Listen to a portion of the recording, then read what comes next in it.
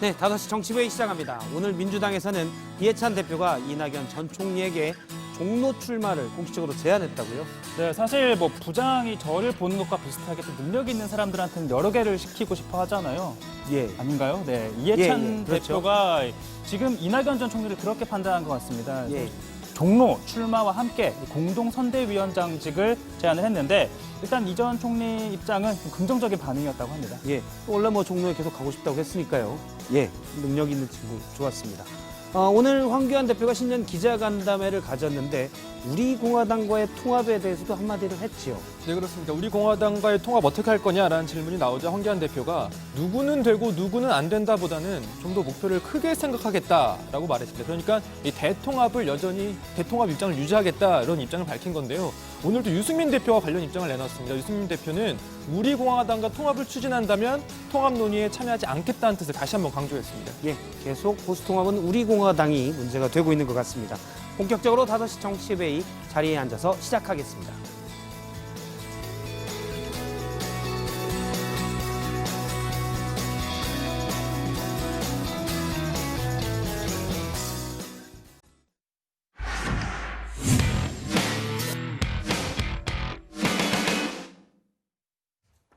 네, 황교안 한국당 대표가 오늘 신년 기자회견을 가졌는데요.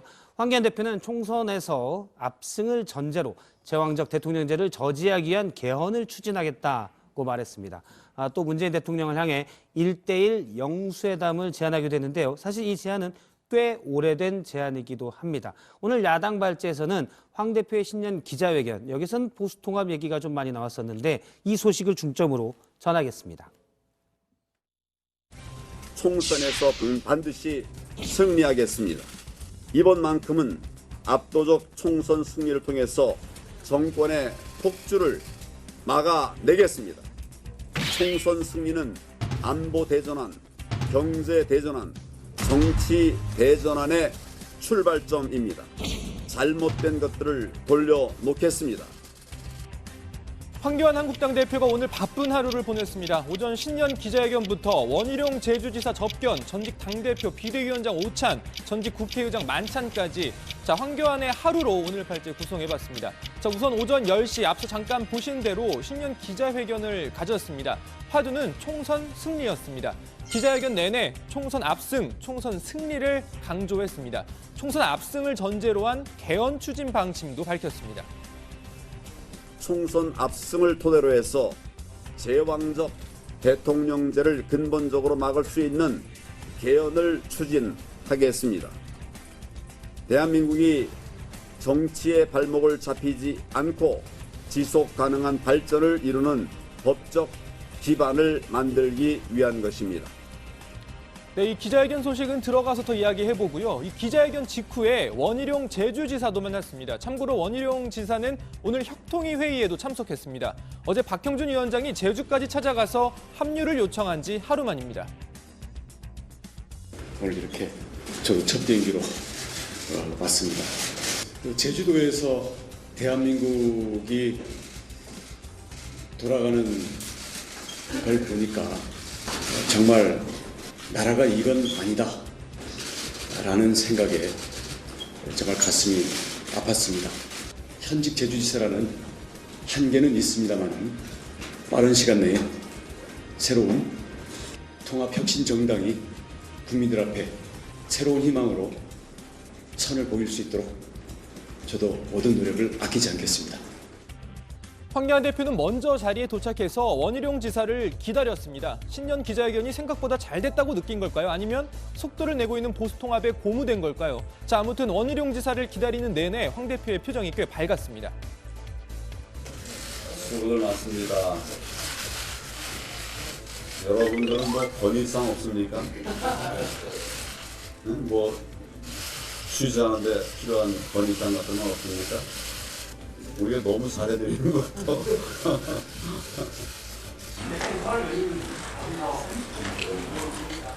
설 연휴 국민들과 함께 하겠습니다. 특별한 계획은 없어요. 네, 황교안 대표는 원희룡 지사의 만남에서도 통합을 강조했습니다. 모든 자유민주 진영이 함께 힘을 합쳐서 이 정권 내 폭정을 반드시 막아내야 된다. 그런 뜻에서 저는 오늘 원희룡 지사께서 동참하신 데 대해서 아주 기쁘고 또 환영을 하고 국민들께서도 크게 환영하시리라 이런 생각을 합니다.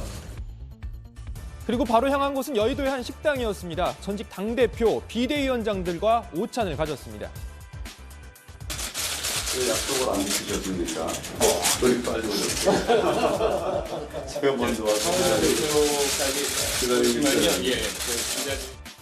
자, 오늘 오찬에는 황우여 전 대표, 또 임명진, 김병준 전 비대위원장이 참석했는데요. 김무성, 홍준표 전 대표 등은 개인 일정 등을 이유로 불참했습니다. 전직 당대표들은 격려와 함께 쓴소리도 내놨습니다.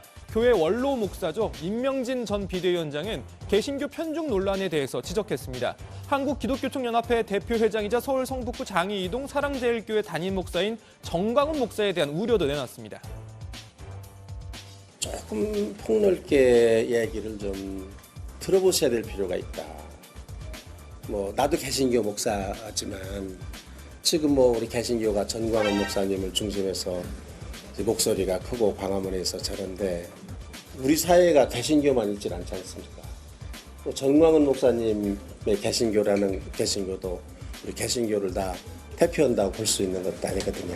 저게 개신교다라고 인식을 할까봐 상당히 걱정을 저는 하고 있고 또 우리 사회 천주교는 없습니까? 불교는 없습니까? 자, 김병준 전 비대위원장은 비호감도를 줄여야 한다고 강조했습니다. 제일 제가 걱정하는 거는 공개적으로 이야기를 드린다면 저는 오히려 지지도보다도 비호감도에 더 관심이 많습니다. 어떻게 하면은 이 비호감도를 줄여서 우리의 확장성을 늘리느냐의 문제고 통합이라는 것은 쇄신이 없으면 안 된다. 자, 그리고 잠시 뒤인 오후 6시 반부터는 새누리당, 한국당 출신 전직 국회의장들과의 저녁 자리도 예정돼 있습니다. 최근 새로운 보수당 유승민 의원에게 내일이죠. 23일 아침 식사 조찬 회동을 제안했다. 이런 소식도 전해졌죠. 물론 유승민 의원이 거절해서 성사되진 않았습니다. 조찬을 제안을 했고 제가 그랬습니다. 1대1 대화를 이제 시작하는 거기 때문에 설 전에 만나서 사진 찍고 이런 거 하는 게 중요한 게 아니다. 1대1 대화를 충실히 하고 그 결과에 따라서 황교안 대표와 제가 직접 만나서 결론을 내릴 일이 있으면 그때 돼서 만나겠다. 이렇게 제가 답을 했습니다. 예. 자, 어쨌든 이렇게 황교안 대표가 이 광폭 행보를 이어간 것을 두고 보수통합 논의가 급물살을 타면서 자신감을 보이는 것 아니냐 이런 평가도 나오고 있습니다. 남은 이야기는 들어가서 더 해보죠. 오늘 발제 이렇게 정리합니다. 황교안 총선 승리 통해 개헌 추진할 것. 예, 오늘 야당 발제 황교안 대표의 기자회견 내용부터 다시 정리를 해보도록 하겠습니다. 회견에서 헌법 개정을 언급했는데 이 개헌의 구체적인 방향, 내용을 좀 얘기한 게 있나요? 네, 황 대표 회견에서 총선 압승을 토대로 제왕적 대통령제를 저지할 수 있는 개헌을 추진하겠다. 대한민국의 정치에 발목을 잡히지 않고 지속 가능한 발전을 이루는 법적 기반 만들기 위한 것이라고 밝혔습니다. 이후 구체적 개헌 구상을 묻는 질문이 이어졌는데 황교안 대표, 지난 3년간 문재인 정권, 특히 문 대통령의 폭정을 봤다면서 그런 측면에서 이런저런 개헌 요소들이 있겠지만 지금 당장 필요하고 절실한 건 제왕적 대통령제를 어떻게 국민이 수용할 수 있는 대통령제로 바꿀지에 대한 논의라고 이렇게 답을 했습니다. 사실 원래 문정부 초기에 개헌을 추진하려 했지만 국회에서 의견이 안 받아져서 특히 야당, 한국당에서 안 받아져서 잘 안 됐었죠. 문재인 대통령에게 1대1 영수회담을 제안한 것도 주목할 만한 부분인 것 같네요. 네, 그동안 황교안 대표는 기회가 있을 때마다 대통령과의 1대1 회담을 주장해 왔습니다. 오늘도 마찬가지였는데요. 황교안 대표는 현재의 국정 혼란을 수습하고 민심을 안정시키고 국민을 안심시키기 위해 대통령과 1대1 영수회담을 제안한다라고 하면서 제1야당 대표로 취임한 이후에 대통령을 단독으로 만나 국정을 상의한 기억이 없다. 더 이상 대통령이 야당 대표를 만나지 않고 국민 무시하는 그런 불통의 대통령이라는 비난을 받지 않길 강력히 촉구한다라고 주장했습니다. 예, 사실 여기까지는 어떻게 보면 일반적인 얘기들인 것 같고요. 일단 언론의 관심은 황교안 대표가 이번 총선에 어떤 거취를 가질 거냐, 비례대표 나갈 거냐, 종래 출마할 거냐 이런 문제인데 이에 대한 질문도 좀 있었죠. 네, 먼저 뭐 험지 출마할 거냐와 같은 뭐 자신의 거취 문제에 대해서는요. 어느 지역에 누구를 공천할 것인가는 공천관리위원회에서 결정할 사안이라면서 이 대한민국을 살리고 또 자유한국당이 되살아날 수 있는 그런 전략적인 판단을 해 꼭 필요한 부분에 나서서 헌신하겠다라는 얘기를 한 것이다라고 설명을 했습니다. 뭐 추가적으로 이 비례대표 출마 가능성 있느냐라고 물었더니 이 비례대표에 대해서는 전혀 생각해 본 바 없다. 그러나 또 최종적인 결정은 모든 것을 또 종합해서 이 총선에서 이기는 그런 공천이 되도록 하겠다고 말해 아예 가능성이 없다라고는 단정 짓진 않았습니다. 네, 보수 통합에 대해서도 원론적인 수준에서 그동안 내놨던 입장 다시 한번 강조했습니다. 황 대표, 이 대통합은 대한민국을 살리고 문재인 정권을 심판하기 위한 대통합이라면서 자유민주주의 시장 경제를 통해서 이 땅의 자유를 굳건히 지키고 또 무너져가는 경제를 살릴 수 있게 하는 그 일을 우리 모두가 같이 하는 게 필요하다. 뭐 이렇게 얘기를 했고요. 그런 대승적인 차원에서 대통합을 이뤄야 한다라고 이야기했습니다. 보수 통합 얘기도 관심이었는데 사실 이 부분에 대해서 늘 명쾌하게 얘기하진 않아서 새보수당과의 통합에 문제가 되고 있습니다. 바로 박근혜 전 대통령을 적극 지지하고 있는 우리공화당과의 통합 문제인데 오늘도 관련 질문이 나왔죠. 네, 황교안 대표가 여러 차례 보수 통합에 대해서 얘기를 하자 우리공화당 통합 문제 어떻게 할 거냐라는 기자들의 질문이 있었습니다. 황교안 대표 이에 대해서 우리는 합치기 위해 통합을 이야기하는 것이라면서 언론을 향해 자꾸 나눠지는 보도 이런 건 바람직하지 않다. 애둘러서 우리 공화당까지 모두 함께하는 대통합 추진하겠다. 이런 입장을 재차 강조를 했습니다. 네, 그런데 네네. 직접적으로 얘기한 건 아니지만 애둘러서 우리 공화당도 가야 된다. 이런 표현. 나누지 말라고 자꾸 기자들에게 왜 나눠 생각하느냐 이렇게 질문을 했습니다. 황 대표는 그렇게 얘기를 했지만 이 새로운 보수당은 또 입장이 다른데요. 우리공화당과의 통합은 없다라는 입장을 분명히 하고 있습니다. 유승민 의원, 자 우리공화당도 통합범주에 포함시키는 그러한 보수통합이라면 응할 생각이 없다라고 강조를 했고요. 향후 한국당과 새 보수당 간 통합 논의에서 가장 쟁점이 될 수 있는 부분으로 보입니다. 사실 뭐 우리공화당도 유승민 의원과의 통합은 하지 않겠다라는 뜻을 여러 번 밝힌 바 있기도 합니다. 네, 이 페이스북을 통해서 요즘 뭐 목소리를 계속 내고 있는 홍준표 전 대표가 이 새보수당과의 통합과 관련해서도 한국당 지도부에 쓴소리를 내놨습니다. 홍 전 대표는 유승민 당과의 새보수당이라고 안 하고 유승민 당이라고 하네요. 자, 유승민 당과의 소통합에 몰두하는 모습은 바람직스럽지도 않고 오히려 역풍만 초래할 것이라면서 우리공화당, 전진당, 제야단체 등을 포함한 대통합을 추구해야 한다라고 말했습니다. 일단 우리공화당은 의석수가 둘밖에 없지만 이건 한국당의 노선과 관련된 부분이어서 계속 충돌이 있는 것 같습니다. 그러니까 새보수당이 우리공화당을 빼고 가자는 건 극우는 빼고 가자는 얘기인데 한국당 내부에서 중도로 외연을 넓혀야 된다는 주장이 있지만 황교안 대표가 이제 선뜻 극우의 맨 오른쪽 부분을 놓치기 싫은 거죠. 아무래도 그런 식으로 해석이 되는 것 같고요. 홍 전 대표 얘기가 잠깐 나와서 보니까 오늘 페이스북에 글을 올렸던데 경남 밀양에서 총선 출마를 공식한 것 같아요. 네, 뭐 고향에서 나가겠다라는 얘기했었고 오늘 공식화를 한 겁니다. 홍 전 대표가 오늘 오전에 이 페이스북에 올린 글에서 밀양에 있는 삼문동 아파트로 주거지를 옮기고 본격적으로 총선 준비하겠다라고 밝혔습니다. 그러면서 이 당원의 출마 지역 선택의 자유를 제한할 아무런 헌법적 근거도 없고 정치적인 이유도 없다라면서 나는 주머니 속의 공깃돌이 아니다. 다른 곳에 출마하기에는 너무 늦었다. 이렇게 이야기를 했습니다. 황교안 대표 기자회견에서도 관련 언급이 있었습니다. 황 대표는 지도적 위치에 있는 분들이 먼저 희생을 해야 된다. 국민의 뜻을 따르는 승리에 공천할 것 이렇게 강조를 했습니다.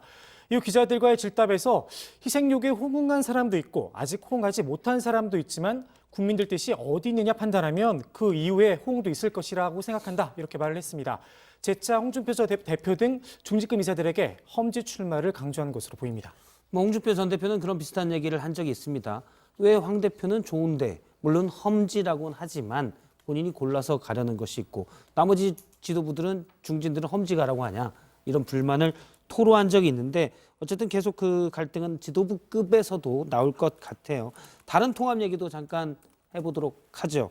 보수 통합과는 별도로 대한신당이나 민주평화당 또 바른미래당 이쪽 이른바 제3지대로 불리는 이 정치 세력들 간의 통합 논의가 진행이 된다고요. 오늘 관련 토론회가 있었죠. 네, 민주평화당이 주최한 연동형 선거제 관련 토론회였는데요. 역시 정동영 대표가 참석을 했고 바른미래당 손학규 대표, 또 대한신당 유성엽 의원 등이 나란히 참석을 했습니다. 자, 정동영 대표는 개혁연대의 길을 주장을 했고요. 유상엽 의원은 기존 정당 간의 통합, 이 정계 개편도 함께 모색이 돼야 한다라고 강조를 했습니다. 다만 손학규 대표는 통합과 관련해서는 좀 말을 아끼는 모습이었습니다. 네, 호남계 중심의 중도 정당과 관련해서 오늘 박지원 의원이 또 주목할 만한 언급을 했습니다. 자, 박 의원 라디오 인터뷰를 통해서 지난해 11월에 김종인 전 민주당 비대위원장을 만났다라면서 이 김 전 위원장의 말을 전했는데요. 김종인 전 위원장은 박지원 의원에게 박근혜 대통령도 문재인 대통령도 당선시키는데 내가 기여했지만 결국 그 두 조직으로부터 배신을 당했다라면서 반드시 건전한 제3세력이 있어야 하고 여기에서 합의 조정을 통해 정치가 발전할 수 있다. 나는 제3세력에 대한 매력을 가지고 있다라고 이야기를 했다는 겁니다. 사실 오늘 이 민주평화당 주최 토론회에도 원래 김종인 전 위원장이 참석을 할 예정이었는데요. 막판에 불참을 통보했다고 합니다. 예정대로였다면 이 중도 통합을 주장하거나 혹은 뭐 자천타천 대상으로 현재 거론되고 있는 인사들이 모두 한 자리에 모이는 장면이 연출될 뻔했습니다. 예, 사실 제3세력 중도 통합을 외치는 쪽은 박지원 의원도 있지만 또 안철수 전 대표도 있기 때문에 나중에 이 두 관계가 좀 궁금하긴 한데 사실은 근데 두 사람이 좀 앙숙이거든요. 그러니까 박지원 의원 측근에게도 물어보니까 절대 앞으로 같이 할 수 없을 것이다 라고 일단은 얘기를 하고 있습니다. 그래서 이 부분도 좀 관심을 갖고 봐야 될 것 같습니다. 오늘 기사 제목은 이렇게 잡도록 하겠습니다. 황교안 총선 승리 통해 개헌 추진할 것. 다음은 최종혁 반장 발제 보겠습니다.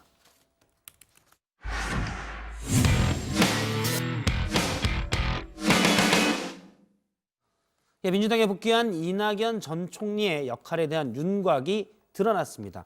이해찬 대표가 오늘 이 전 총리를 만나서 종로 출마를 공식 제의했고요. 또 이번 총선에서 공동 선대위원장직을 맡아달라 이렇게 얘기를 했다고 합니다. 이해찬 대표는 또 임종석 전 청와대 비서실장에 대해서도 총선의 역할을 해달라는 점을 강조하고 나섰는데요. 오늘 최종혁 반장 발제에서 여당 이 부분 주요 소식으로 살펴보겠습니다. 네, 일단 오늘 첫 번째로 준비한 내용은요. 달콤살벌한 장관입니다. 추미애 장관 얘기인데요. 이 며칠 전 추 장관 일선 검사들과 처음 만나서 함께 점심을 먹었는데요. 이 자리에 참석한 검사들, 최근 대한변호사협회가 선정한 우수 검사들이었는데 먼저 달콤한 말로 분위기를 띄웁니다. 인권을 중시하는 그런 태도로 출가나 공판에 임해주셨다고 칭찬을 들으시는 분들이 오늘 오셨어요. 태도가 정말 진지하고 공손했다 이런 걸로 만족해하는 평가를 받으신 분들도 있었던 것 같아요. 셀프 격려박수 한번 하십시오. 자, 그러고 나서는 본격적으로 쓴소리를 쏟아냈는데요. 검경 수사권 조정에 따른 수사와 기소의 분리를 강조를 했고 특수사건 중심의 수사와 인권 침해를 유발하는 선택적 수사 등 그동안 검찰의 수사 관행도 비판을 했습니다. 자, 이 같은 얘기를 이어가다가 이 밥을 먹자고 해서 나왔는데 뭐 밥이 입으로 들어가는지 코로 들어가는지 모르겠다는 듯한 한 참석자의 표정을 읽었을까요? 이렇게 말합니다. 지금 인사를 앞두고 있어서 혹시 그것 때문에 강요에 의해서 오신 분들 있으면 나가셔도 좋습니다. 하셔도 제가 전혀 불이익을 드리지 않을 테니까. 자, 웃는 게 아닌 걸로 보이는 건 저만의 생각은 아니겠죠. 자, 추미애 장관이 조금 전 예고했듯이 법무부는 내일 검찰 중간간부급 인사를 합니다. 윤석열 검찰총장, 이 대검 부장검사급은 이번 인사 대상에 포함하지 말아달라, 즉 모두 잔류해야 한다는 의견을 전달했는데요. 앞서 검사장급 인사 당시 이 총장의 의견을 듣지 않았다, 또는 총장이 이 명을 거역했다 등 논란이 불거진 이후 이번엔 다소 충돌 분위기는 잦아들고 있습니다. 자, 다음 준비한 건 건축학개론 아니고 출마학개론입니다. 자, 고민정 전 청와대 대변인 얘기인데요. 자신의 소셜미디어에 긴 글을 올리며 사실상 총선 출마를 공식화했습니다. 다만 지역은 특정하지 않았는데요. 그런데 많은 언론이 한 대목에 주목을 합니다. 출마 요구가 밀려들 시기 몸을 실었던 721번 버스, 또 버스 기사님이 기운 내세요라는 말과 함께 건넨 캔커피, 그리고 버스 안, 이 창밖을 내다보던 중 쏟아질 것 같은 눈물. 일단 저는 이걸 보면서 이분이 떠올랐습니다. 다음 주까지 숙제가 있습니다. 리포트. 응? 지금 자기가 사는 동네를 여행을 해보는 거야. 평소에 그냥 무심코 지나치던 동네 골목들, 길들, 건물들 이런 걸 한번 자세히 관찰을 하면서 사진으로 기록을 남겨보세요. 자, 뭐 이 버스 장면이 떠올랐는데 고 전 대변인이 언급한 버스 노선을 한번 주목해 보면요. 집 근처에서 출발한 버스, 이 721번 버스의 종점이 어디냐? 바로 광진구입니다. 고 전 대변인 출마가 거론되는 곳 가운데 한 곳이 광진을이다 보니까 여기로 마음을 굳힌 것 아니냐라는 해석이 나왔는데요. 이 해석 과연 맞을까요? 출마 지역은 광진을이다. 이렇게 네. 보도를 했던데요. 저도 그거 보고 알았습니다. 아, 종점이 거기까지 가는구나. 전혀 아닙니까? 이게 그 복선 아니었습니까? 아이 뭐 그렇진 않습니다. 이게 제가 시인의 아내지만 네. 메타포가 오히려 정치에서 더 강하게 존재하는구나 하는 걸 느꼈고 네. 그냥 저희 집 앞에서 청와대 인근까지 가는 버스가 그겁니다. 그러니까 이 종점이 광진인 줄은 몰랐고 단지 출근길 버스일 뿐이다라는 건데요. 이 출마 지역에 대해서는 당의 결정을 맡겨둔 상황이라고 밝혔습니다. 자, 다음 전해드릴 소식은요. 이낙연 사용법입니다. 자, 이낙연 전 총리 이 종로로 집을 얻은 뒤 본격적으로 지금 몸을 풀고 있죠. 7대 종단 방문 일정을 이어가고 있는데 공교롭게도 지금 종로에 집중이 되어 있습니다. 사실상 종로 출마가 유력하지만 줄곧 이 전 총리 당의 선택에 따르겠다라고 했죠. 자, 이해찬 대표의 선택 바로 이겁니다. 선대위가 이제 발족이 되면은 선대위에 이제 선대위원장으로 모셔야죠. 선대위원장. 예. 아무래도 이낙연 총리가 대선 후보로서의 예. 위상이 높기 때문에 현장 중심으로 이제 움직이는 그런 역할을 많이 이제 하시게 될 겁니다. 그러니까 지지자들에게 인기가 많고 또 대중적으로도 인지도가 높은 만큼 현장 유세를 지원해주면서 선거판 전체를 이끌어줘야 한다는 겁니다. 다만 이럴 경우 내 지역구 종로가 종로에 집중하기가 쉽지 않아 보이는데요. 민주당은 이 전 총리에게 종로 출마와 지원 유세라는 두 카드 모두 오늘 제안을 했습니다. 사실 종로는 이번 총선에서 가장 주목받는 곳이기도 하죠. 다만 민주당은 이낙연, 한국당은 황교안 등판을 한다는 조건인데 그런데 이해찬 대표, 이낙연, 황교안 맞대결 가능성은 낮을 것으로 내다봅니다. 지금 흐름으로 봐서는 당선될 험지를 찾는다는 거 아닙니까? 그러니까 당선될 험지. 어폐가 있는 말인데 예. 그 언론에 보면은 당선될 험지를 찾는다는 얘기인데 그러니까 이런 분위기가 펼쳐진 건 험지라는 건 당선 가능성이 낮은 곳인데 당선될 수 있는 험지라는 건 앞뒤가 맞지 않는다라는 건데요. 일종의 역설적인 표현 아니냐라는 걸 겁니다. 예를 들면 소리 없는 아우성, 찬란한 슬픔의 봄 또는 강철로 된 무지개 옛날에 배웠던 걸 좀 써먹어봤는데 이 같은 시적 허용이라고 해야 할까요? 자, 아무튼 당장 황교안 대표도 비례대표 출마 가능성 완전히 닿지는 않은 걸로 보입니다. 대통령 거치 관련해서 비례대표도 사실 좀 제고할 수 있다 그런 얘기 있고 지금 한 15번쯤 얘기하는 것 같은데 우리 당에 가장 도움이 되는 방법으로 출마 방향을 정하도록 그렇게 하겠습니다. 이런 가운데 이해찬 대표, 임종석 전 비서실장에게 연일 러브콜을 보내고 있는데요. 석 달 전 제도권 정치를 떠나겠다라고 했던 그를 정당정책연설 방송으로 불러냈습니다. 또 이에 그치지 않고 당으로 모시려고 한다며 총선 공천 가능성을 시사하기도 했습니다. 자, 오늘 발제 이렇게 정리합니다. 이해찬, 이낙연은 선대위원장, 임종석도 모실 것입니다. 예, 먼저 여당 발제 임종석 전 비서실장 얘기부터 해보도록 하겠습니다. 어제도 임종석 전 비서실장이 방송 연설을 통해서도 총선에 불출마하겠다라는 뜻을 비쳤지만 이해찬 대표는 총선에 이 전 비서실장이 임 전 비서실장이 뭔가 역할을 해야 된다 이런 얘기를 계속 내비치고 있네요. 네, 사실 이 정광정책 방송 연설이라는 게 총선을 앞두고 정당의 가치, 정책, 비전을 홍보하는 수단이잖아요. 예. 임 전 실장을 첫 번째 주자로 내세웠다는 것 자체가 사실상 정계 복귀를 만들어주려는 수순 아니냐 이런 해석이 나오고 있습니다. 특히 임 전 실장과 이해찬 대표가 지난주에 만찬을 가졌는데 이 자리에서 당 복귀 및 총선 출마를 권유했을 가능성이 거론됩니다.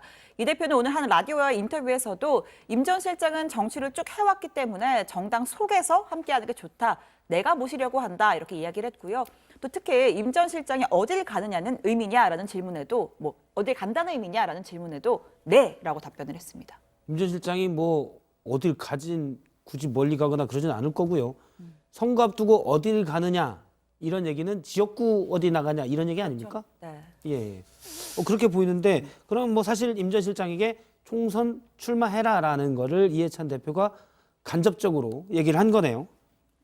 네, 뭐 현재로서는 임 전 실장의 출마 지역으로 오세훈 전 서울시장이 지금 한국당 후보로 나설 가능성이 높은 서울 광진을이나 고향인 정남 장흥 또는 광주 등이 거론되고 있습니다. 이번 선거에서 두각을 나타낸다면 차기 대선 주자 경쟁에도 뛰어들 수 있다 이런 관측이 나오고 있습니다.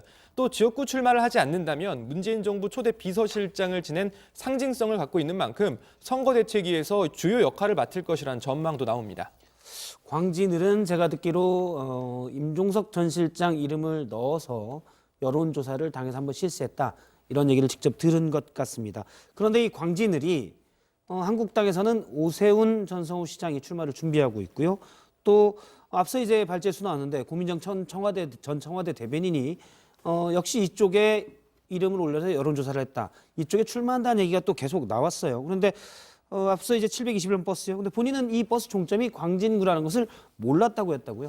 네, 이 고민정 전 대변인이 출마를 결심하게 된 계기를 설명을 하면서 721번 버스를 거론한 것을 두고 해당 버스의 종점인 광진에 출마하는 것이 아니냐 이런 해석이 나왔습니다. 그러나 이 고민정 전 대변인은 버스가 광진구까지 가는 건 보도를 보고 알았다면서 집 앞에서 청와대 인근까지 가는 버스가 그것이다라고 말했습니다. 그러니까 고 전 대변인은 출근 버스였다는 건데요. 그래서 제가 좀 준비를 하나 한 게 있습니다. 판넬, 예. 네, 최첨단 시스템인데요. 예.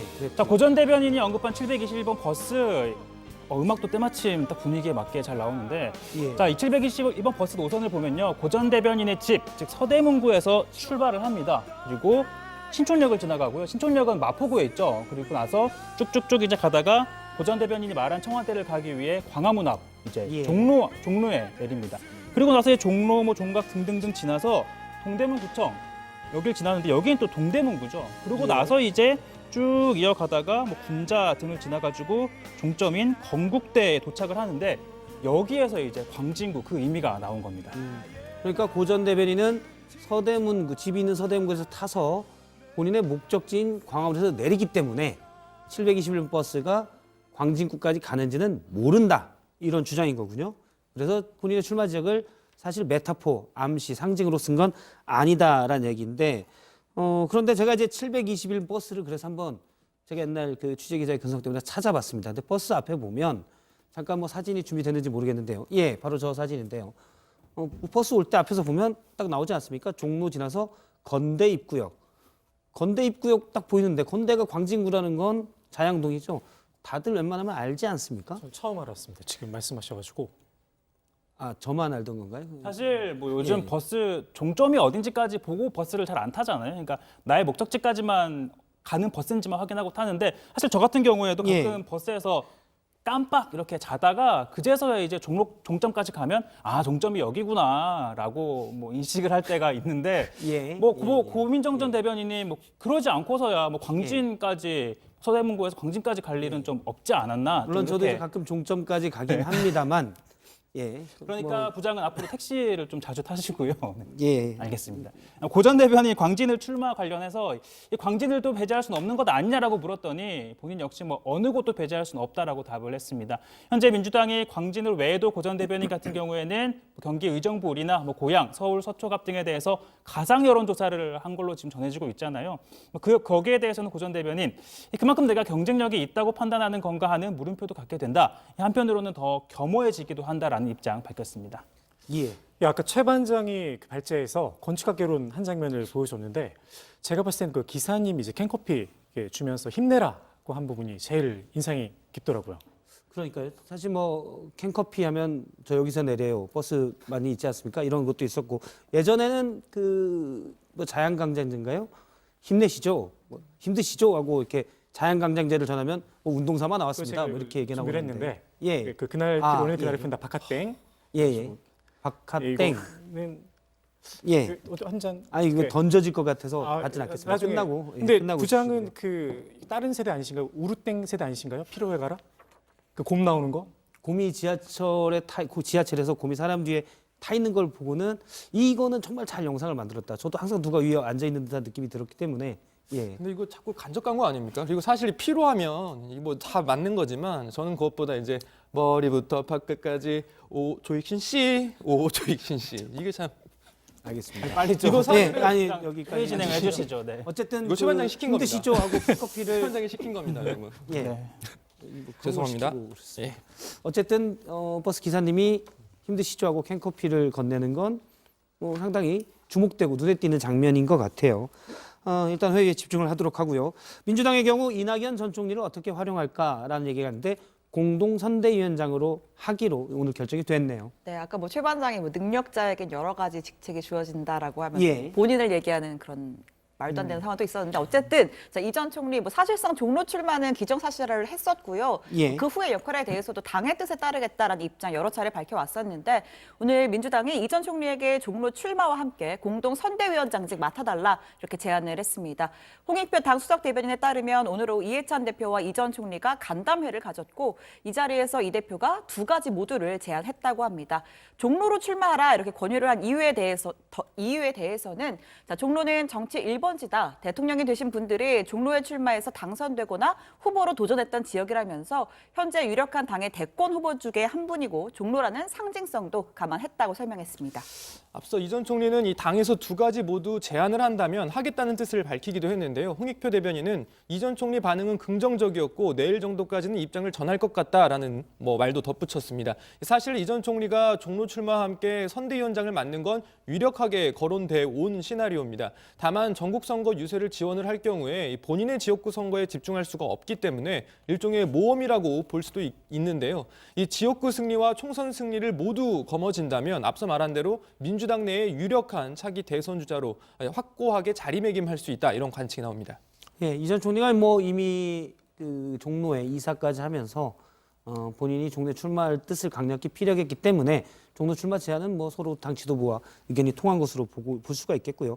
공동선대위원장을 하면서 또 지역구에 출마하는 부담도 있기 때문에 그런 부분도 좀 봐야 될 것 같습니다. 그리고 지금 종로 같은 경우에는 한국당 황교안 대표가 출마를 하느냐 여부가 지금 제일 좀 관심이잖아요. 그런데 황교안 대표는 나가겠다라는 확답은 지금 하고 있지 않은 상황인데 관련해서 당내 중진이 좀 이를 겨냥한 듯한 목소리가 나왔습니다. 김무성 의원인데요. 이미 불출마를 선언했는데 지금 한국당 내에 이낙연 전 총리가 출마한다는 얘기에 겁이 나서 종로에 나가겠다라고 하는 사람이 없다.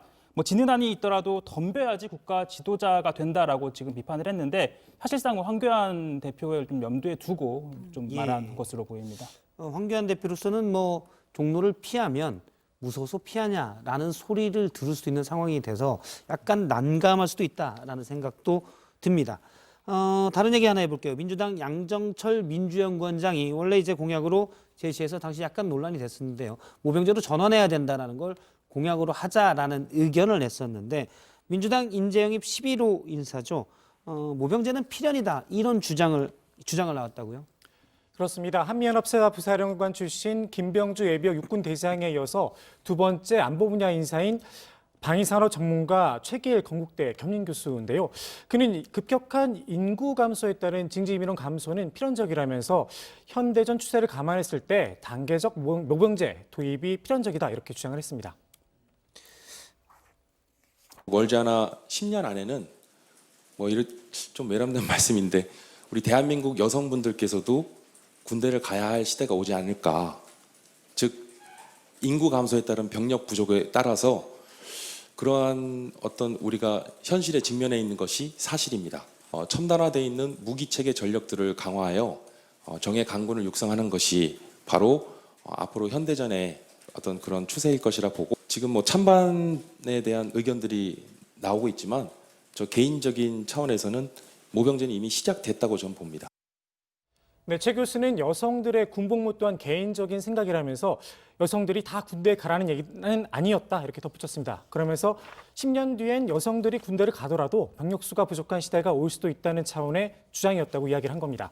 다만 모병제의 경우에서는 앞서 민주당이 당내에서 공식적으로 논의한 바 없다고 한 만큼 일단 개인적인 의견 차원으로 보면 될 것 같습니다. 예, 다른 얘기를 하나 또 해보죠. 앞서 이제 추미애 법무부 장관이 우수 검사들, 대한변협 뽑은 우수 검사들과 식사 자리에서 했던 얘기를 이제 법무부가 뒤늦게 공개한 영상이죠. 아까 나왔던 거는. 맞습니다. 법무부 유튜브 방송을 통해서 공개를 한 겁니다. 예, 사실 우리 회식 자리야 제가 회식 자리 오늘 마음에 안 들면 가세요. 그러면 다 갈 텐데 신임 법무부 장관이 마음에 안 드시면 나가셔도 좋습니다 했을 때 어색한 웃음을 짓고 말지 사실 나갈 검사들은 없을 것 같아요. 예. 더구나 심지어 추 장관이 인사를 앞두고 있는데라는 그렇죠. 점을 또 강조를 했기 때문에 과연 그 자리를 박차고 일어날 검사가 있었을지는 좀 의문입니다. 예, 그렇습니다. 앞서 보니까 이제 어색한 웃음들이 이어지던 걸 봤는데 이제 검찰 인사가 계속 얘기가 논란이 됐습니다. 그런데 고검장급 고위 간부 인사에 대한 윤석열 총장의 입장을 국회의원실에서 아마 김도우 의원으로 기억을 하는데요. 당시 검찰의 입장을 달라라고 했는데 법무부가 이걸 전달하지 않고 있어서 논란이 됐다고요? 네, 검찰 고위직 인사가 1월 8일에 있었잖아요. 그 이튿날인 9일에 말씀하신 것처럼 한국당 김도우 의원이 그 인사에 대한 윤석열 검찰총장의 입장을 보내달라라고 법무부를 통해서 요청을 한 겁니다. 그런데 예. 법무부가 나흘 뒤인 13일 대검찰청에 자료 요구 사항을 전달을 했고요. 그리고 대검은 다음 날인 14일 윤 총장의 입장을 A4 용지 한 장 분량으로 작성을 해서 법무부로 보냈다고 합니다. 자, 그런데 여기서부터 좀 문제가 된 건데 김도우 의원은 법무부가 추가 검토가 필요하다라는 등의 이유로 아직까지 이를 제출하지 않고 있다라고 지금 주장을 하고 있는 겁니다. 네, 이 김도우 의원은 관련 법과 규정, 관례 등을 무시하고 있다면서 관련자 고발을 검토하겠다고 밝혔습니다. 관련법에 따르면 국가기관은 국회로부터 자료 제출 요구를 받은 날로부터 14일 이내에 군사 외교 대북 관계 국가 기밀에 해당하는 경우를 제외하고는 거부할 수 없도록 규정을 하고 있습니다.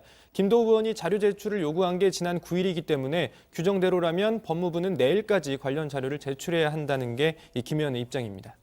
예, 다른 얘기도 하나 보죠. 오늘 정경심 교수, 그러니까 조국 전 장관의 부인이죠. 이제 구속돼 있는데 오늘 재판에 직접 출석을 했다고요? 네, 오늘부터는 정식 재판이니까 이제 피고인이 직접 출석을 해야 하는 자리고요. 정 교수 측은 검찰 측과 이중 기소 문제로 공방을 벌였습니다. 아시다시피 검찰은 표창장 위조 사건으로 지난해 9월 정 교수를 기소한 다음에 보강 수사를 통해서 이 공소장 변경을 시도했는데 법원이 받아들여지지 않자 별도로 기소를 했었죠. 이에 대해서 정 교수 측 변호인은 공소권 남용이다라면서 공소 기각 결정이 이루어져야 한다라고 주장했습니다. 또 검찰 수사와 기소 과정에서 절차적 정당성이 결여됐기 때문에 모든 혐의는 무죄다라고 덧붙였습니다. 자, 그러나 검찰 측은 기본적인 사실관계는 같다는 것을 전제로 범행 일시와 방법을 구체화한 것이다 라면서 공소장을 변경하고 싶었지만 재판부가 불허해서 불가피하게 추가 기소를 한 것이다 라고 주장했습니다. 네, 재판부는 공소를 기각하지 않고 당분간 재판을 이어가겠다라고 밝혔는데요. 이 범행 일시를 바꾸거나 범행 장소가 바뀐 부분에 대해서는 검찰의 주장처럼 공소 사실의 동일성이 위배되지 않는다라고 밝혔습니다. 다만 검찰이 공소장에 적시한 표창장 위조 방식을 문제 삼았는데요. 이 검찰은 첫 번째 공소장에서는 총장 직인을 임의로 날인했다라고 썼지만 두 번째 공소장에서는 스캔 또 캡처 등의 방식을 이용해 이미지를 붙여넣었다라고 했습니다. 그러니까 범죄 수법에 대한 설명이 다르다는 건데요. 이 검찰은 동일하다고 했지만 재판부는 이 사전적 의미에 따라 판단할 수밖에 없다며 이 앞 사건은 날인이고 뒷 사건은 조작이라서 다르다라고 지금 설명을 하고 있습니다. 예, 그래서 공소장이 다르게 작성이 됐다. 두 건이 그런 얘기고요. 자, 오늘 기사는 이렇게 하도록 하겠습니다. 이해찬, 이낙연 선대위원장, 또 임종석의 러브콜. 다음은 신현 반장의 발제를 보겠습니다.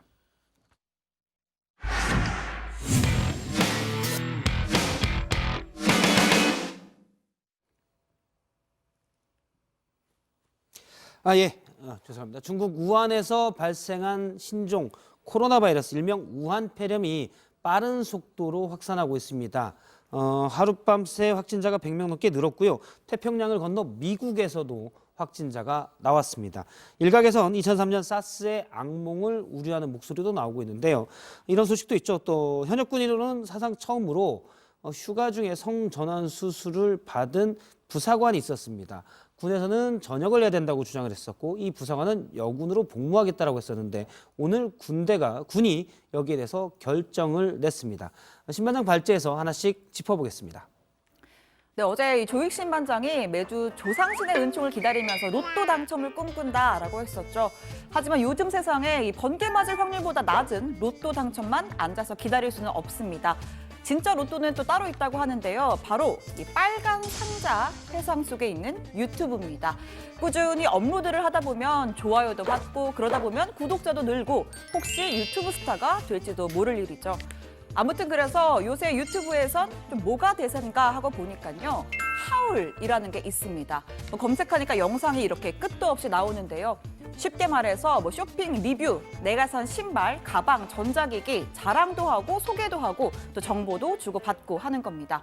저도 당장은 아니지만 언젠가 노후 대비를 위해서 유튜브 한 번쯤 할 수도 있고 아무튼 그래서 뉴스 프로그램에서 ASMR 할 수도 없고 먹방도 할 수 없으니까요. 이 대세에 맞춰서 준비한 코너 신반장의 뉴스 하울입니다. 네, 첫 번째 뉴스 하울템 군대입니다. 오늘 육군 전역심사위원회가 열렸습니다. 군 창설 이래 처음으로 복무 중에 성전환을 한 A하사에 대해서 계속 복무냐 강제 전역이냐를 결정하기 위해서입니다. 자, A하사는 지난달 휴가를 이용해서 이렇게 외국에서 성전환 수술을 받았고요. 이후 이 군 병원에서 의무 조사를 받았는데 신체 부위 일부가 훼손이 돼서 심신장애 3등급으로 분류가 됐고 따라서 전역 심사 대상자가 됐습니다. 본인은 여군으로라도 계속 근무하겠다라는 입장이었죠. 자, 이 사안의 쟁점은 남자냐 여자냐가 아니라 군복무를 이어가는데 신체적인 문제가 있느냐입니다. 육군 관계자는 성별의 결정을 하는 건 개인의 영역이니까 군이 판단할 요소가 아니다 라면서 심신장애 3급 판정이 났으니까 앞으로 군인으로서 일할 수 있는지만 심사하겠다라고 했습니다. A하사 측은 심신장애 3급 판정 자체가 기계적인 판단이라는 입장입니다. 법적인 성별 정정 절차를 밟고 있음에도 성전환 수술에 따른 성기 적출을 심신장애로 판단해 전역심사위원회를 진행해서는 안 될 것이다. 계속 복무가 결정된다면 이러한 군인들을 포함하여 향후 입대를 원하는 트랜스젠더들에게도 큰 희망이 될 것이다.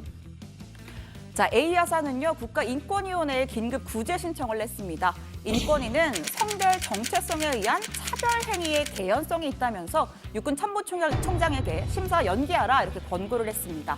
하지만 군은 받아들이질 않았죠. 권고의 취지는 이해하지만 전역 심사는 군 인사법 등 현행 법령에 따라서 절차에 따라 하는 거란 이야기입니다. 자, 군 복무 중에 성전환 전례가 없는 만큼 귀추가 주목됐습니다. 결론이 어떻게 났을까요? 자, 두고두고 육군은 전역 결정을 내렸습니다. 군 인사법 등 관계 법령에 따라서 계속 복무할 수 없는 사유에 해당한다라고 판단했는데요. 성별 정정 신청 등 개인적인 사유와는 무관한 관련 법령과 적법한 절차에 따라서 결정이 이루어졌다라고 강조했습니다. 자, 두 번째 뉴스 하울템 우한 폐렴입니다. 중국 우한을 진원지로 한 신종 전염병이죠. 우한 폐렴이 확산 조짐을 보이고 있습니다. 아시아를 넘어서 미국에서도 신종 코로나 바이러스 첫 감염자가 나왔는데요. 최근 우한으로 여행을 다녀온 30대 미국인 남성이 뉴스를 보고 나랑 증세가 비슷한데 라고 해서 자발적으로 병원을 찾았고 확진 판정을 받은 겁니다. 자, 중국 보건당국이 집계한 확진자 현재까지 440여 명이고요. 후베이성에서 270명, 베이징에서 10명, 광둥성, 상하이 등등등 중국 전역에서 감염자가 나오고 있습니다. 사망자도 벌써 9명입니다. 当时症状是头晕、头痛、无力，然后四肢酸痛。因为当时我也不知道有肺炎这个事情，肯定就是说当感冒去进行一个对待。就是说大街上，就是说70%、80%的人都戴口罩了，然后的话大家都尽量的就减少，尽量的就不出门。 이 상황이 이렇다 보니까 중국과 국경을 접한 북한도 초비상입니다. 중국인 관광객 입국을 금지하고 국경까지 일시 폐쇄했다고 하는데요. 외화벌이가 한푼이 아쉬운 상황에 게다가 지금은 중국 최대 연휴 춘제 시즌이죠. 이때 아예 입국 금지령을 내린 거고요. 백신 바이러스가 개발될 때까지 이 금지령 이어가겠다는 방침이라고 합니다. 급속히 전파되고 있는 새로운 악성 비루스의 피해를 막기 위한 대책적 문제에 대해서 보건성 1군의 얘기를 들어보겠습니다.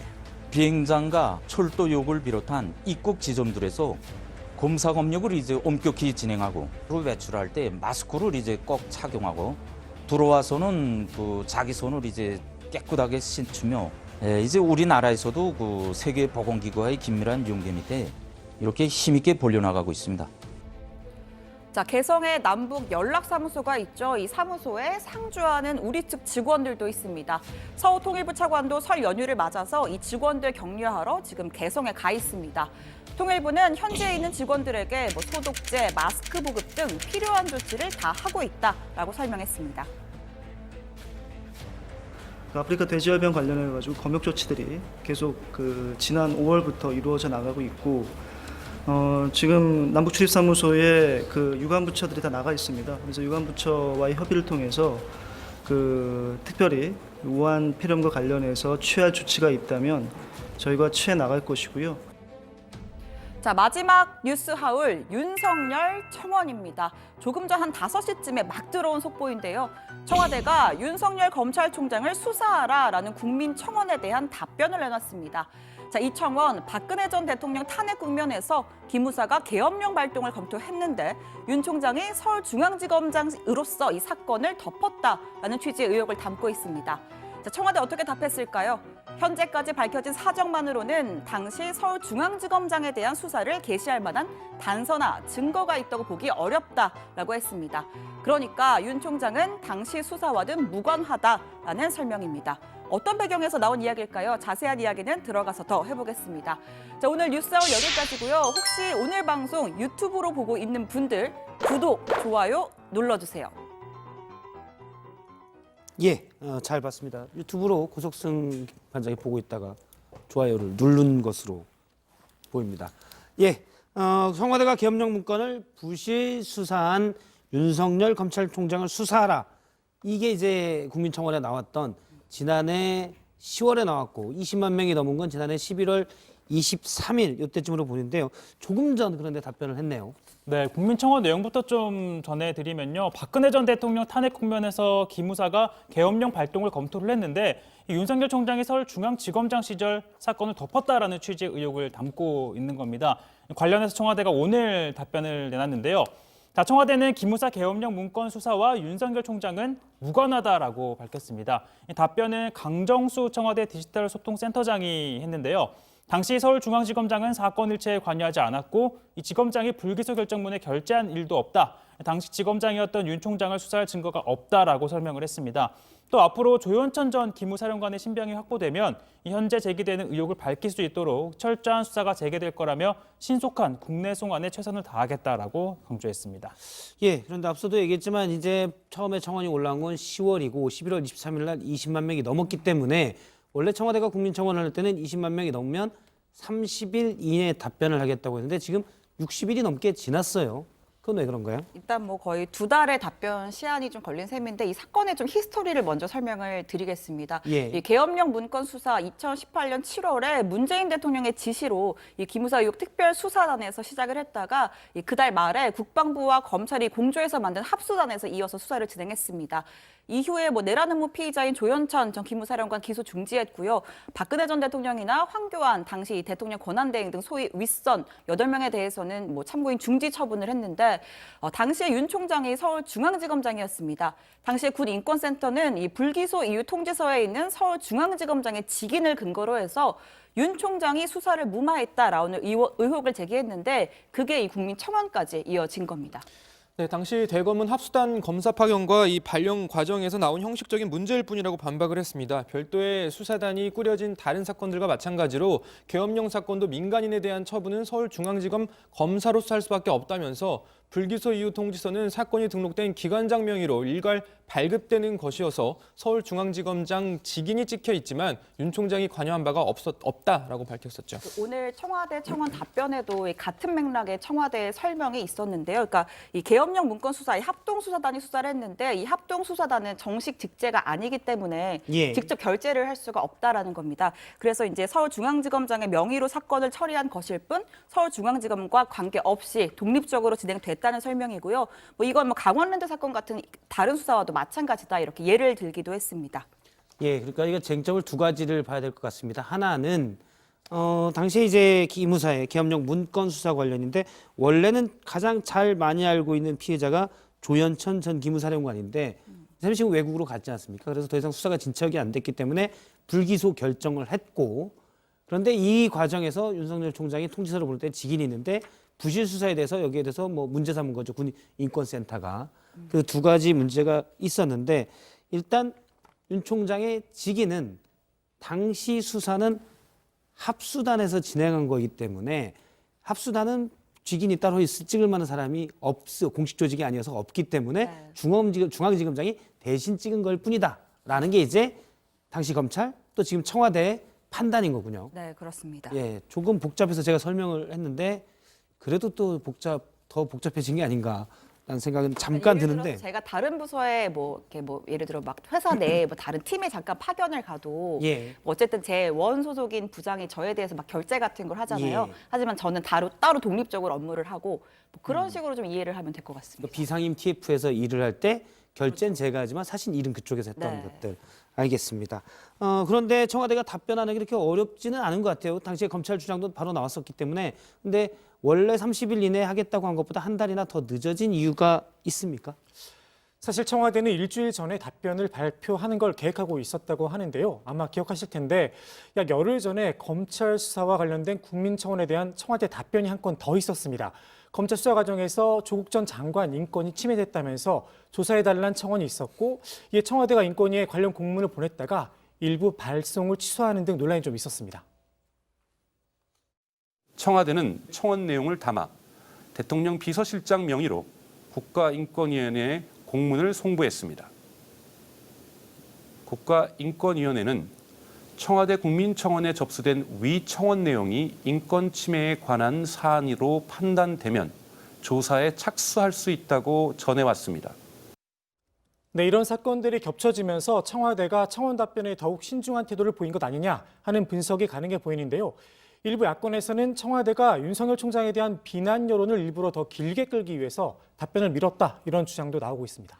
예, 일단 야당에서 그 이유에 대해서 이렇게 짐작을 추정을 하는 부분이고요. 알겠습니다. 주제를 좀 바꿔보죠. 중국에서 발생한 우한 폐렴 얘기입니다.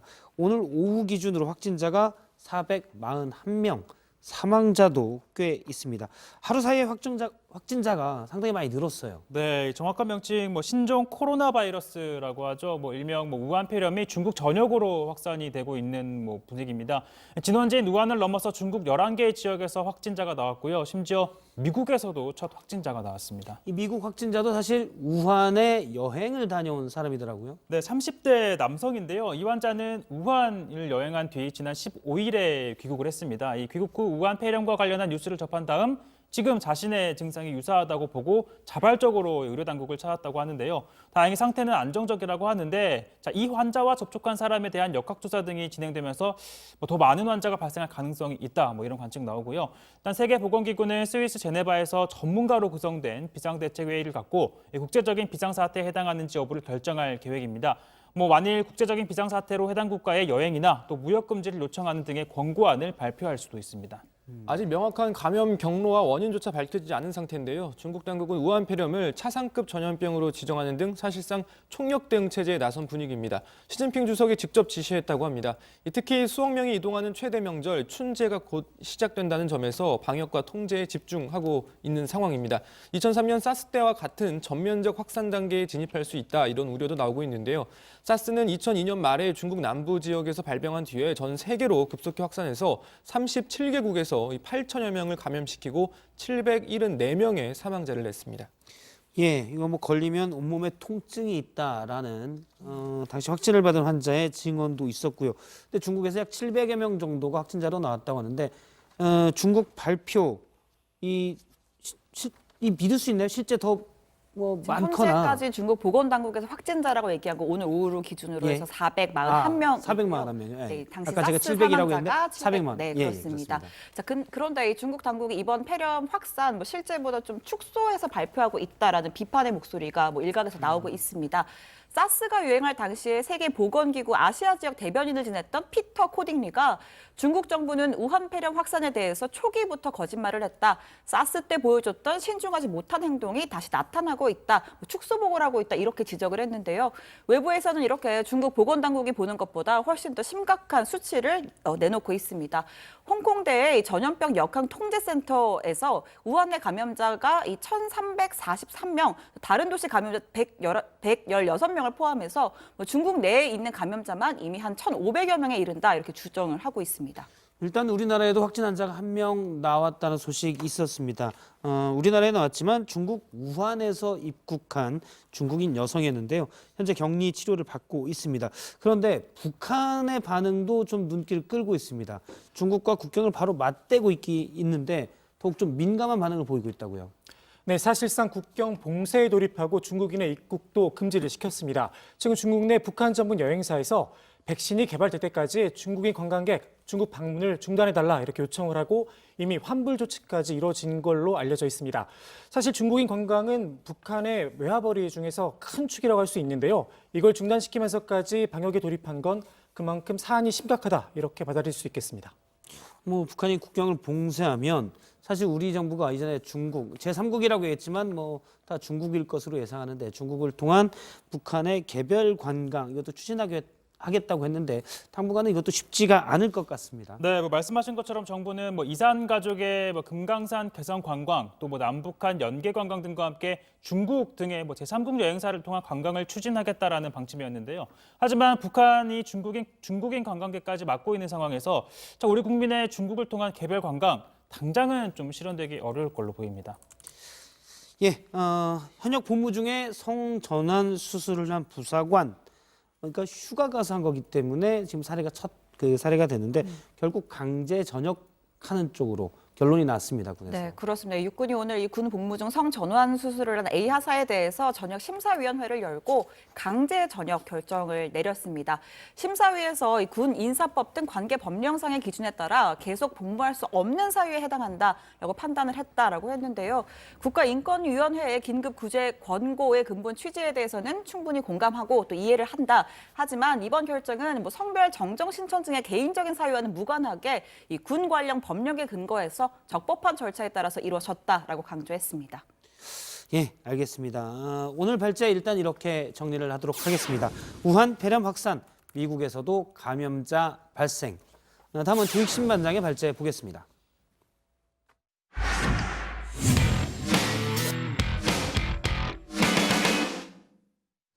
네, 더불어민주당이 현역 의원 하위 20% 명단을 설 이후에 28일쯤으로 보이는데요. 개별적으로 통보하기로 했습니다. 벌써부터 그런데 구체적으로 이 명단이라고 주장되어지는 이른바 지라시가 정치권 국회에서 돌고 있습니다. 관련 소식을 오늘 조반장 발제에서 정리해 보겠습니다.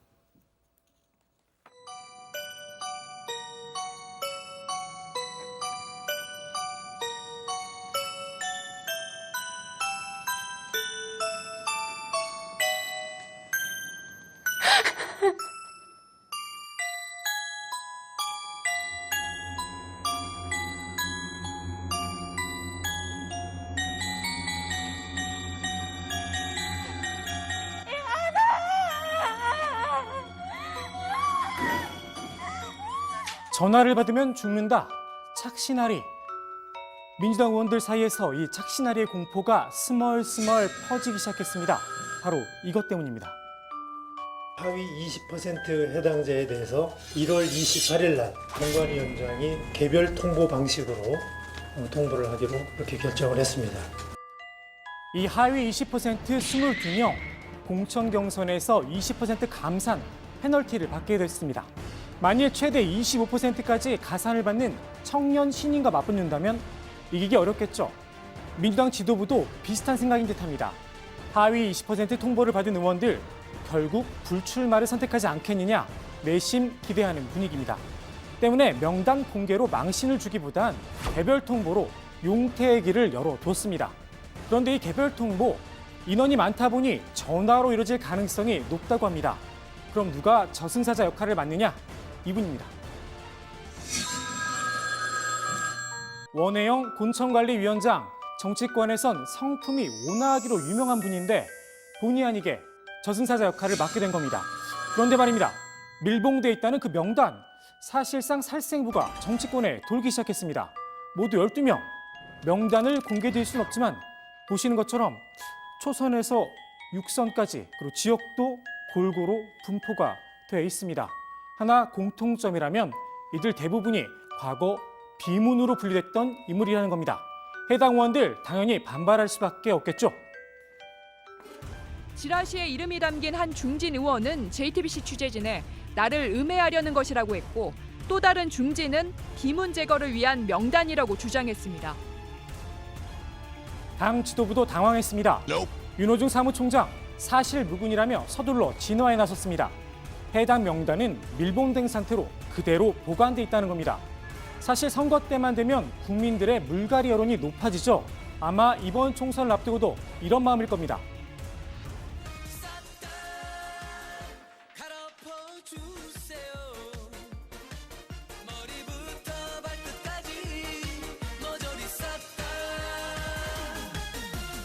제가 점찍은 선거 로고송 1순위 곡입니다. 아무튼 국민들의 이런 마음을 정치적으로 이용하려는 시도 늘 있어 왔습니다. 4년 전으로 돌아가 볼까요? 친박 계급도, 진박 간별사람 말까지 떠돌던 그때 새누리당에선 무려 40명에 달하는 물갈이 명단이 돌았습니다.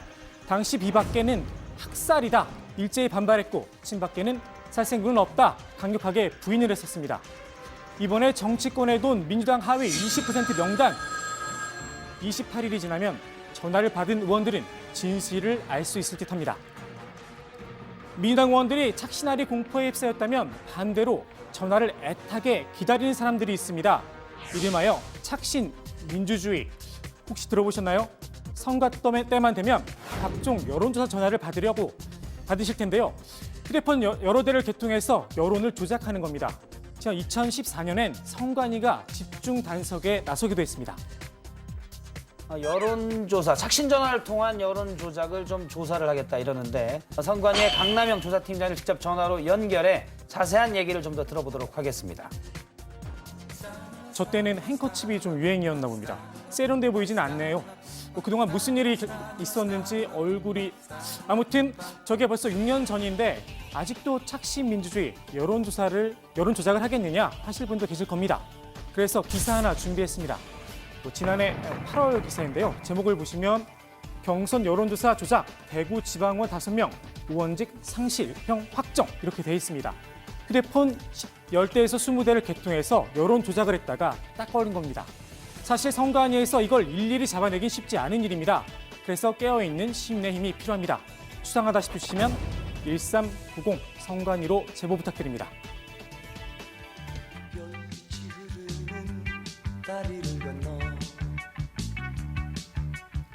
1980년대 대중화되기 시작해 누구나 갖고 싶은 선망의 대상으로 자리를 잡은 아파트. 서민들의 국꿈 내가 이뤄주겠다 나섰던 분이 있습니다. 바로 정주영 전 현대그룹 회장입니다. 정 전 회장 지난 1992년 대선에 출사표를 던졌었는데요. 그때 내놨던 대표 공약 바로 반값 아파트였습니다. 당시 정치권에선 허황된 약속이다 비판이 많았었는데요. 정 전 회장의 생각은 달랐습니다. 경부고속도로도 정부가 산정한 공사비의 절반값에 완공했습니다. 대통령이 못되면 못됐지 허튼 소리나 하는 사람이라는 평을 듣고 싶지는 않습니다. 500원짜리 지폐에 거북선 그림 하나로 차관을 빌려 조선소를 세웠을 정도로 추진력이 강력했던 정 전 회장. 당시 1등 건설사인 현대건설도 이끌고 있었습니다. 정 전 회장에겐 나름의 보관이 있었던 겁니다. 토지 개발 이익 줄이고 인허가 로비 비용 없애고 원가 낮추고 공기 단축하면 아파트값 45%의 거품이 빠진다는 게 정 전 회장의 계산이었습니다. 정 전 회장의 낙선으로 실현되지 못한 반값 아파트의 꿈 이어가겠다는 사람이 나타났습니다. 정 전 회장과 가운데 이름 한 글자만 다른 정동영 민주평화당 대표입니다. 정 대표 총선 1호 공약을 발표했는데 한번 들어보시죠. 오늘 민주평화당의 21대 총선 1호 공약 20평 주택 1억 원에 100만 호 공급 약속입니다. 반드시 21대 국회에서 실현해 내겠습니다. 20평짜리 아파트를 1억에 그것도 100만 원이나 짓겠다. 좋은 이야기긴 한데 서울 아파트 20평대 전세가만 해도 평균 3억 원입니다. 어떻게 하겠다는 거냐? 궁금하실 분들 있을 텐데요. 토지 임대부 주택 제도를 부활시키면 가능하다는 게 민평당의 주장입니다. 쉽게 말해서 땅은 정부나 지자체 등 공공 부문이 소유를 하고 건설사는 건물만 지어 일반에 분양하면 아파트값 낮출 수 있다는 겁니다. 사실 아파트값에서 땅값이 제일 비싸긴 합니다. 유럽에서 한 40%가 이렇게 하고 싱가포르는 전체가 이렇게 건물만 분양을 합니다. 토지는 국가가 보유를 하고 있고, 그래서 이런 방식으로 분양을 하면 부동산 거품이 생기지 않고 이런 것이 꾸준히 공급되면 집값 부동산 주택 투기꾼이 사라집니다. 실제로 노무현 이명박 정부 시절 보금자리 주택이라는 이름으로 강남 지역에 토지 임대부 주택을 공급했던 적이 있습니다. 당시 아파트 평당 분양가 500만 원대였습니다. 평화당은 당장 위례 신도시에서 적용을 하자 이렇게 주장을 했는데 일단 총선 결과부터 지켜봐야 할 것 같습니다. 오늘 제가 준비한 소식은 여기까지입니다. 국회 발제 이렇게 정리합니다. 민주당 착신아리 공포 나 떨고 있니? 예, 먼저 이제 조익심 반장의 얘기를 듣기 전에 새로운 소식이 있어서 그것부터 좀 짚고 가도록 하겠습니다. 앞서 얘기를 나눴었는데요. 휴가 중에 성전환 수술을 받은 A 하사. 네. 오늘 조금 전 군 인권센터에서 본인의 얼굴과 이름을 공개하고 입장을 밝혔다고. 네, 군이 이제 강제 전역을 결정한 직후에 여태까지 A 하사라고 불렀는데요. 예. 네, 그 변희수 하사입니다. 본인의 이름과 얼굴을 공개하고 지금 보신 것처럼 군 인권센터에서 기자회견을 가졌습니다. 자, 변 하사는 국가를 지키겠다는 마음만 있으면 나 같은 성소수자도 군복무를 할 수 있는 세상을 만들고 싶다라면서 여러 차례 울먹이기도 했다고 합니다. 예, 육군이 전역 날짜를 내일인 23일로 정해줬다고 하는데 이에 대해서는 소속 부대 간부나 병사들에게 인사를 나눌 시간도 주지 않는다라면서 좀 비판을 하면서 또 눈물을 보였다고 하고요. 계속해서 군 생활을 이어나가고 싶다라는 의지도 재차 밝혔다고 합니다. 주특기인 전차 조종에서 유일하게 부대에서 A를 받았다, 육군 참모총장 상장도 받았다 이런 얘기도 하면서 군 생활 계속 하겠다, 부대 재배치를 원하는 군 단장의 질문에도 나는 최전방에 남아서 나라를 지키는 군인으로 남고 싶다라고 이야기를 했다라고 또 전하기도 했습니다. 예, 일단 나중에 가면 법적인 문제로까지도 얘기가 될 수도 좀 있을 것 같습니다. 아무래도 이제 갑자기 본인의 희망과 다르게 전역을 명받았기 때문에 거기에 대해서 오늘 앞서 보니까 영상에서 보면 좀 감정적인 모습도 나오는 것을 확인을 할 수가 있었고요. 예, 알겠습니다. 일단 군 인권센터 측에서는 전역 처분에 대한 인사 소청이나 행정 소송 등의 법적인 대응을 진행하겠다라는 입장입니다. 예, 그렇게 될 것 같군요. 앞서 이제 착신아리, 그러니까 살생부를 20명의 의원들에게 개별적으로 통화를 하면, 만약 전화를 받았는데 그래서 원희룡 의원이다, 그럼 아무래도 나구나 이렇게 확정적으로 알게 되겠죠. 물론 그 전에 소문은 지금도 여의도에서 쭉 돌고 있는 것 같아요. 오늘도 누가 물어보더라고요. 명단이 있는데 신기한 게 다른 명단이 한 3분의 2는 같은데 다른 명단이 도는 것을 제가 2명을 확인해서 그렇고 뭐가 맞냐 그랬더니 둘 다 안 맞는 것 같다는 얘기도 있고요. 둘 다 확정적이진 않다라는 얘기도 있습니다. 기자들도 예전에 이제 전화 때문에 사실 스트레스 받죠. 그러니까 밤 늦었는데 갑자기 부장이나 보조데스크에게 전화가 왔다. 그러면 이거 확인하거나 일시키려고 하는 거기 때문에 그런 경우는 보통 어떻게 합니까? 일단 저 같은 경우는 밤에 박성태 이렇게 전화가 온다 그러면 수신 거부 이렇게. 알겠습니다. 예, 수신 거부. 예, 수신 거부. 네. 근데 부장은 최종혁 씨는 수신 거부하는 걸로 제가 알고 호칭이 있고요. 최종혁 씨로 또 바뀌었네요. 예. 근데 부장은 누가 전화 왔을 때 그렇게 할 일은 없으시죠? 아니 저도 윗사람이 많기 때문에요. 밤중에 지시가 떨어지는 경우도 많이 있습니다. 이상복 국장 이렇게 혹시 뜨는 건 아닌가요? 예, 제가 이 자리에서 얘기할 드릴 수는 무릎 없고요. 꿇고 받으셔야죠, 그럼 이렇게. 조익신 씨도 밤중에 전화했을 때 수신 거부는 안 하는데 전화를 안 받는 경우는 제가 종종 확인을 했습니다. 저는 무음으로 해놓습니다.